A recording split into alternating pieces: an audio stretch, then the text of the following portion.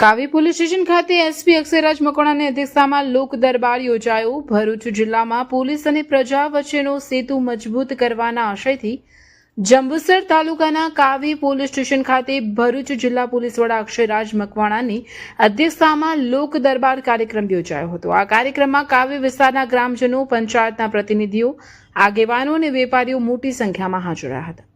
જિલ્લા પોલીસ વડાએ સ્થાનિક રહીશો સાથે સીધી વાતચીત કરી તેમની સુરક્ષા, ટ્રાફિક અને અન્ય પોલીસલક્ષી મુશ્કેલીઓ વિશે વિગતવાર જાણકારી મેળવી હતી।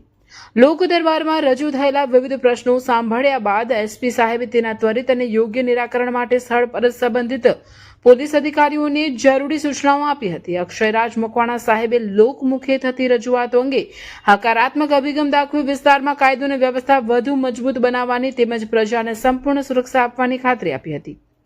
પોલીસ પ્રત્યે પ્રજાનો વિશ્વાસ વધારવા માટે યોજાયેલા લોક દરબારની પહેલને કાવી પંથકના લોકોએ હૃદયપૂર્વક આવકારી હતી।